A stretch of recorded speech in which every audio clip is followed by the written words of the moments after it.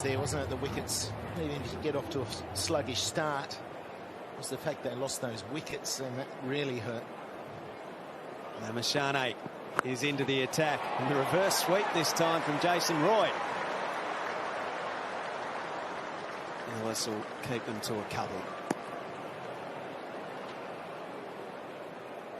So the Perth Scorchers with 26 without loss in the power play. Their average in the power play has been 28. And their best 36 against the Strikers. Oh, that's well bowled. Nicely bowled. Maybe the change of pace. Saw Ahmed do a fantastic job. Sandeep. Lamichhane, he's got a great opportunity here, particularly if these batsmen are going hard. Well, we're not happy with himself there. He misses out. That was short and wide, deserved to go. He's trying to overhit it. He's desperate for a big score.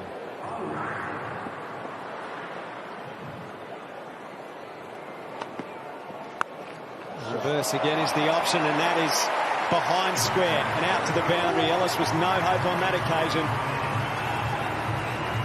They practice it so much, it looks as safe as a forward defence.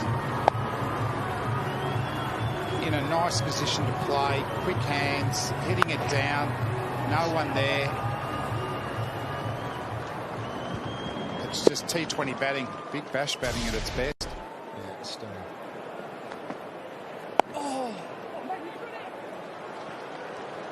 And it gets back to what we were talking about, Michael Slater. When you're bowling, you're having to run in with a couple of options in your head. If they move across the crease, I'm going to do here. If they charge at me, I'll try this delivery. And then have the skill to change it, to execute. Quickly, yeah.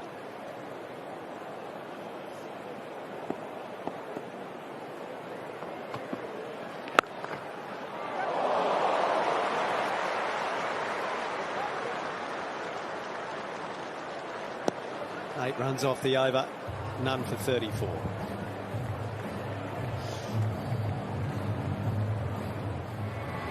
Quiet run rate, 6.86 for the Scorchers.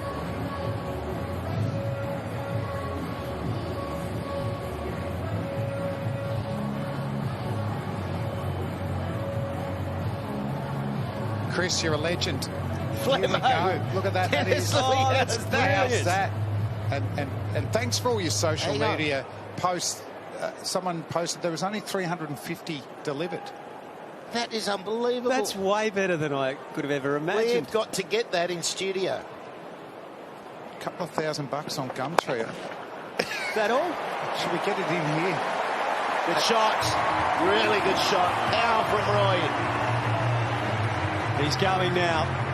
He's really going. Well, Jason Roy's got his own pinball machine, and it's at Perth Stadium. Balls flying everywhere. 3 boundaries, 2 sixes now. And what he is, when he gets going, he just picks up length so quickly. Highly ambitious. He did well then. He was beaten in the air, and then he just threw the pad out there, so he was able to cover for that. But when he's in this sort of mode, he's so hard to stop. It is the worst start for Hobart here.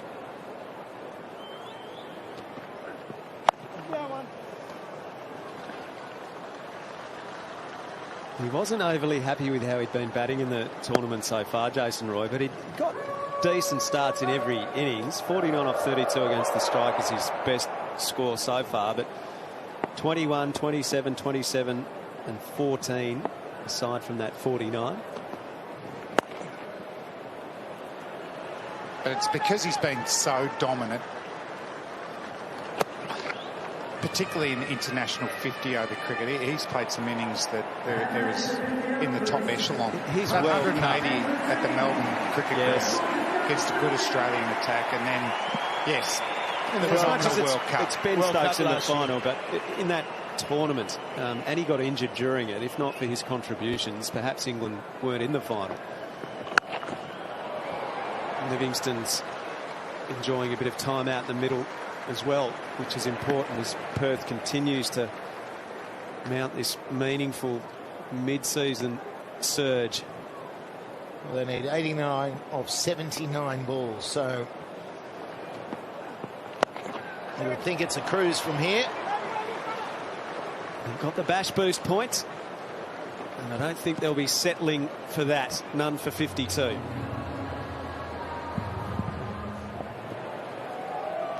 Lamichhane again.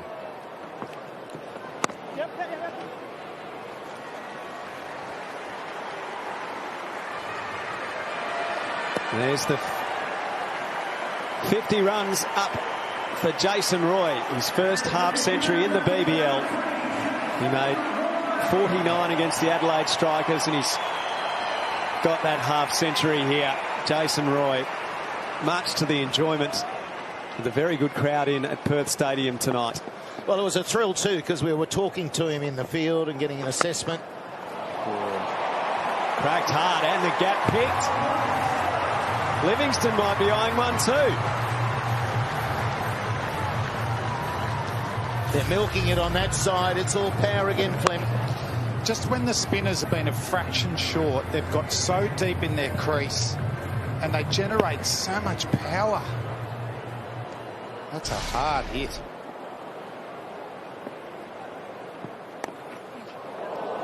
Gets through.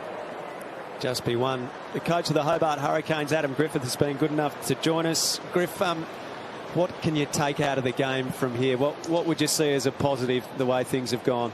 Well, not a lot, to be honest. It hasn't been a great day for us, I'll be honest. Look, I think it's one of those ones where we'll go away and we'll actually have to look at it. What do we learn? I think young Mitchy Owen came out and hit him well at the end there, which was good on debut. You know, Shorty got started to get a couple away, which we need him firing. So, yeah, not a lot really at this stage, but yeah, we'll see what we can do at the end of the game. Hey, Griff, you won the toss and batted.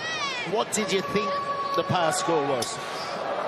We thought around the 170, 180 mark, and you know we just didn't get going with the bat early doors. No.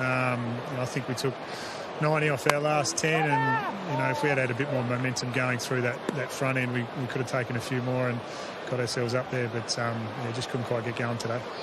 Griffo, what about the attack? Would you back this attack if you can get decent scores? You've got good variety in it. Yeah, absolutely. I mean, we've defended a couple of 160s through the tournament and bowled teams out at times reasonably cheaply. So I think our bowling groups stuck together really well through the tournament. We've just